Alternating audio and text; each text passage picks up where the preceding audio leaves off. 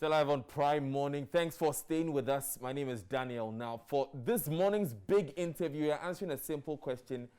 Is the NIA aiding the Electoral Commission and the governing party to rig the election?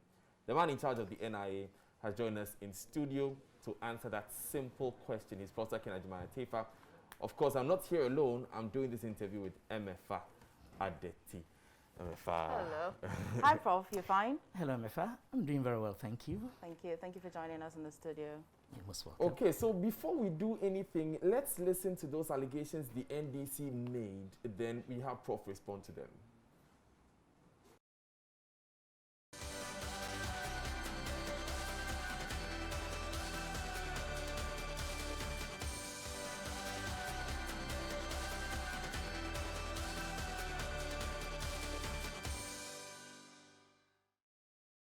The NIA's total reliance on birth certificate and passport as the main registration requirement for the Ghana card is problematic and would lead to a situation where about 76% of Ghanaians will have no ID document to establish their identity.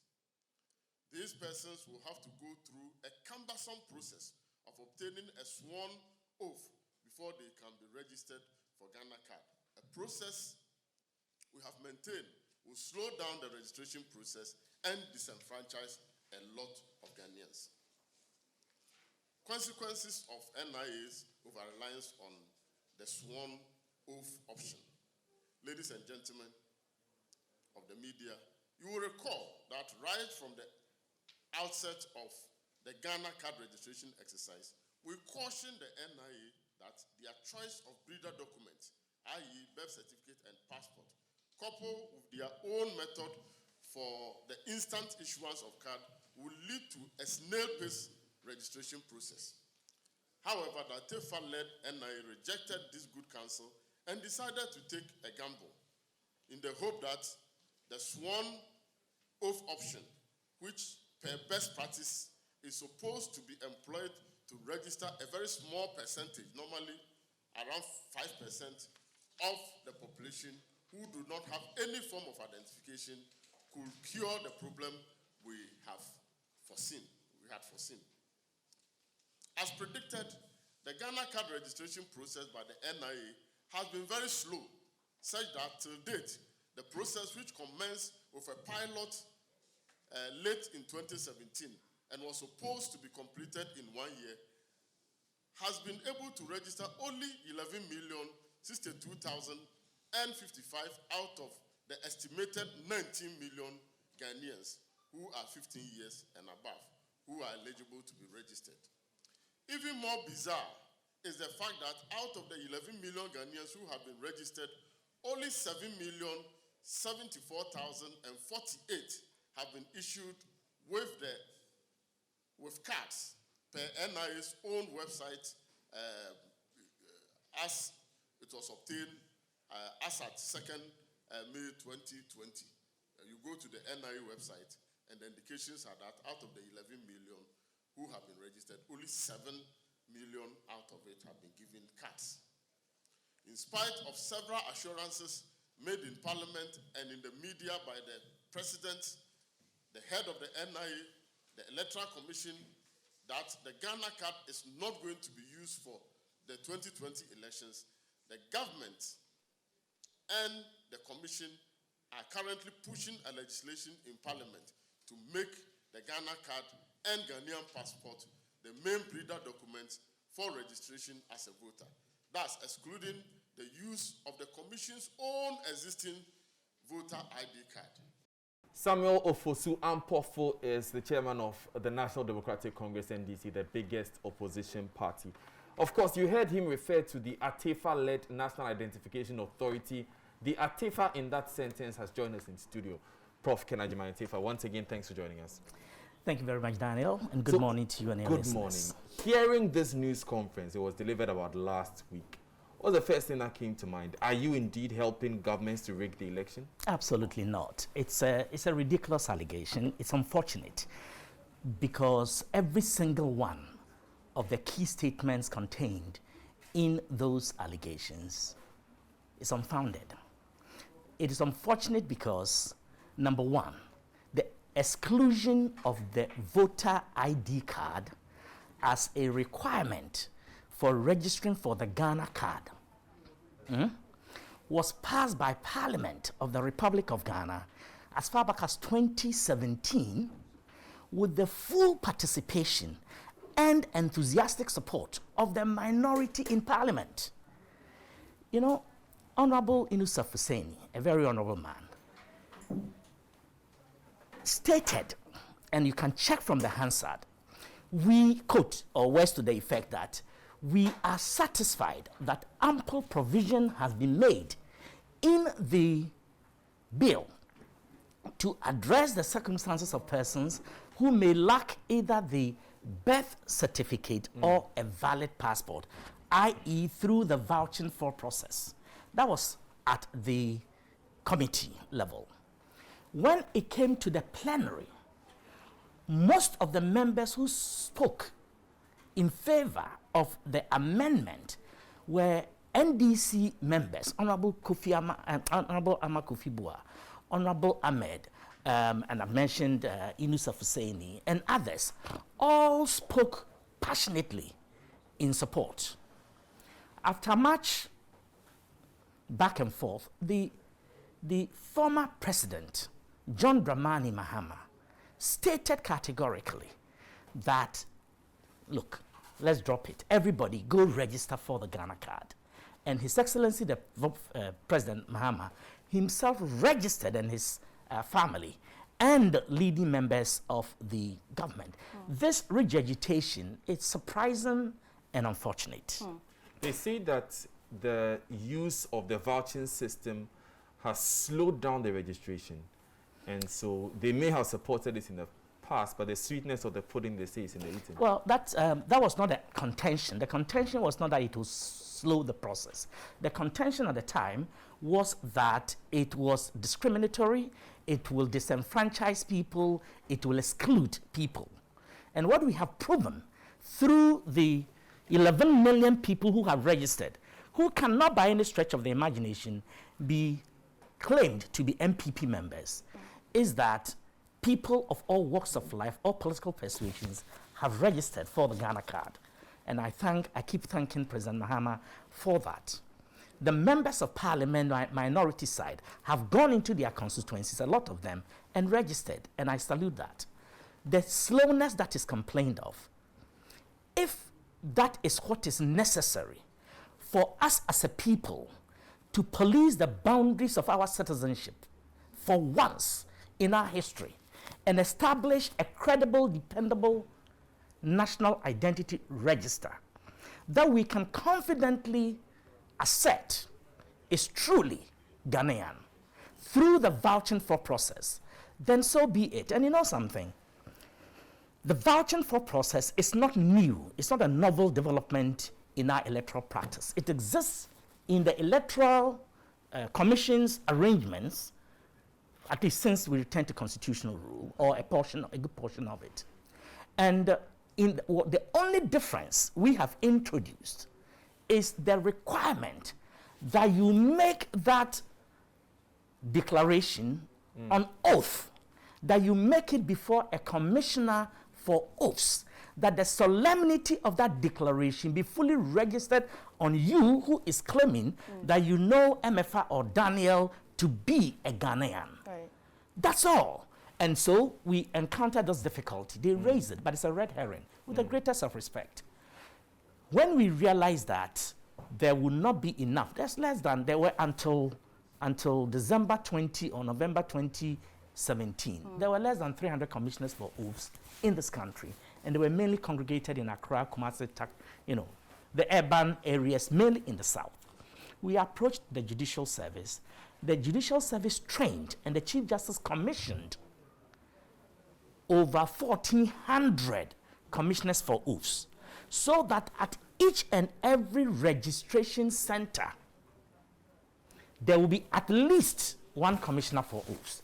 And when we started, we had 350 registration centers, and therefore we posted 2, sometimes more, commissioners for oaths. That was because at the time, and the slowness is linked to equipment, limited equipment, capacity.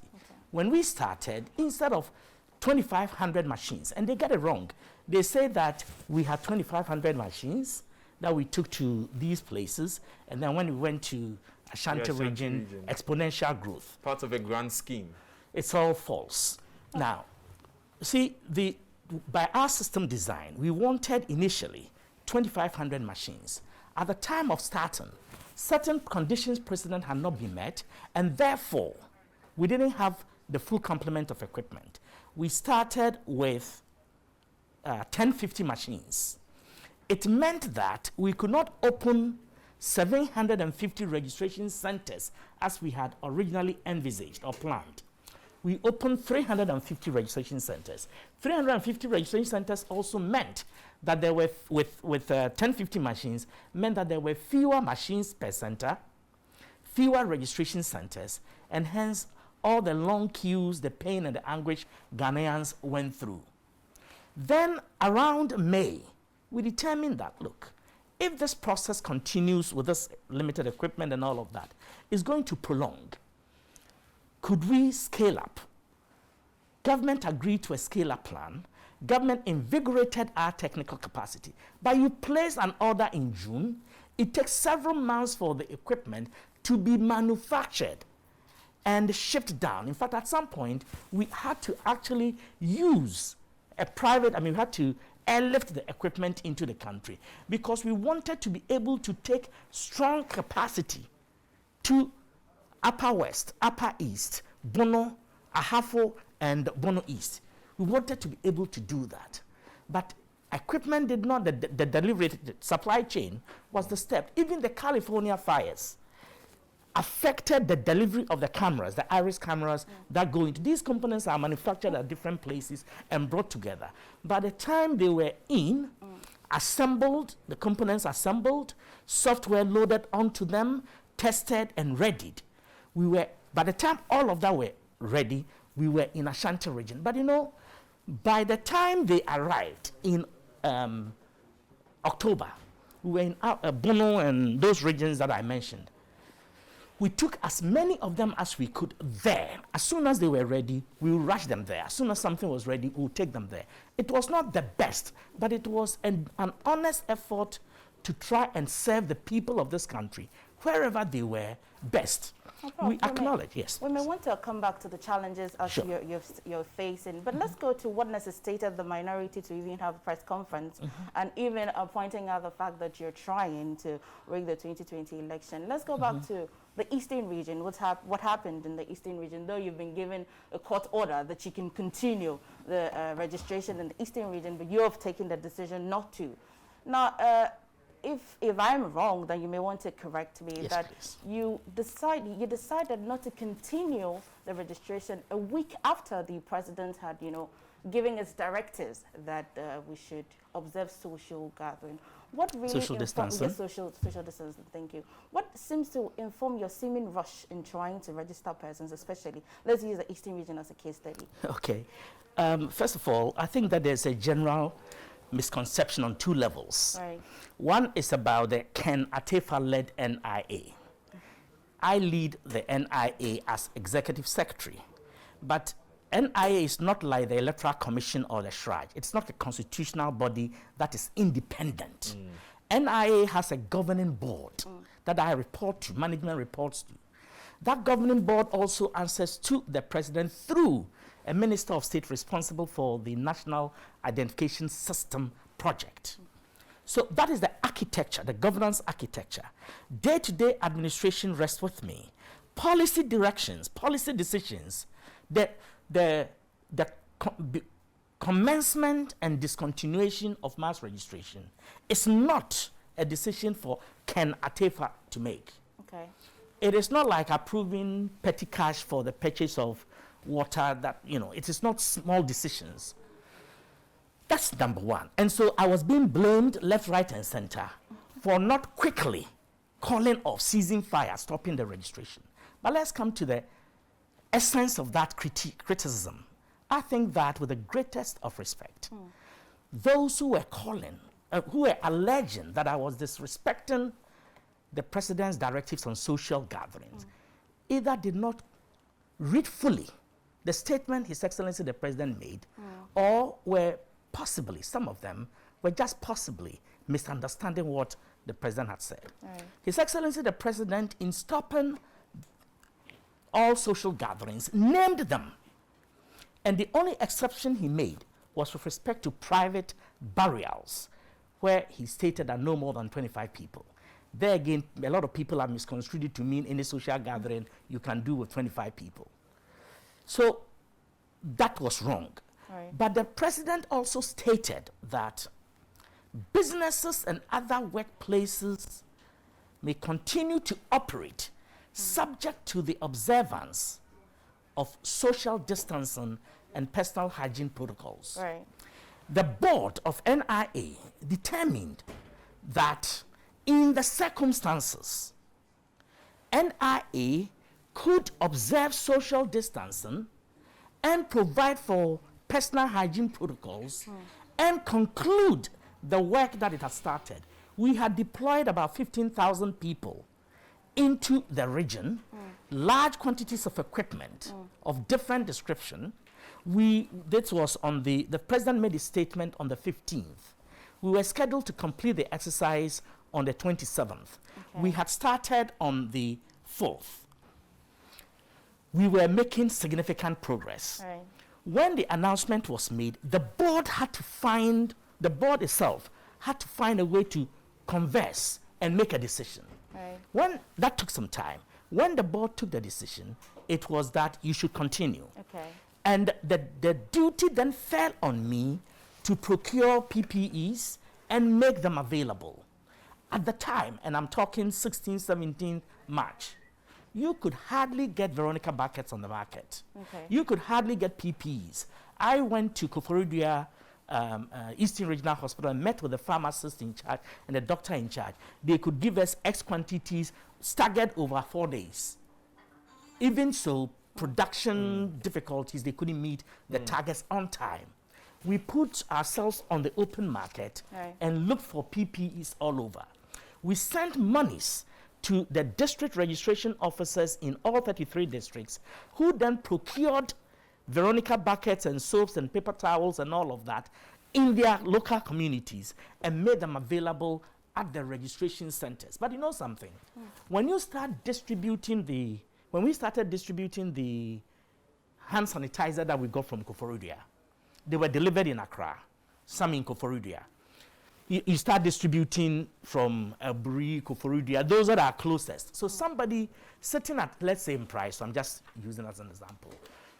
People get it at Aburi, they take a picture, they put it on a social media platform. Somebody at a far distant place where the PPEs have not reached there yet will start complaining. Okay, I was going to ask because I was wondering if you had heard complaints of persons that they were not provided with safety adequate, I would say, adequate equipment. Yes, and I agree. I mean, there's always a starting point. But by the day we called it off, management had a meeting on I believe it was the 20th of March. Okay. NIA management. We were in the field, so we called all of them. By the time we were able to hold a meeting, and we determined that we should advise the board to discontinue. We gave that advice to the board. As we were leaving the conference room, the meeting room, we were served with the summons. I mean, with the interlocutory injunction restraining us. And then later on, even with a contempt application, because they alleged that I and 3 others had continued despite the service of the injunction on us, which was untrue. And so, of course, the Learned Counsel who filed that groundless application subsequently withdrew it, in his words, wholly discontinued it. There was no basis. I'm not speaking politics. I'm speaking simple truth. Right. Administrative procedures that take a while to gel, to crystallize, to materialize. When you place an order for these things, they are made. We were scrambling for these things all over, but we put in the measures. Unfortunately, by the time we were leaving, every single one of them, of the 15,000 or so officials in the field, give and take, had been given the PPEs, basically at least the face masks and the hand Gloves, yeah. sanitizers. Hand sanitizers. I cannot vouch for every single one, but by and large, we had made provision and sent them, and they were there. But people had to go and had to go home with them.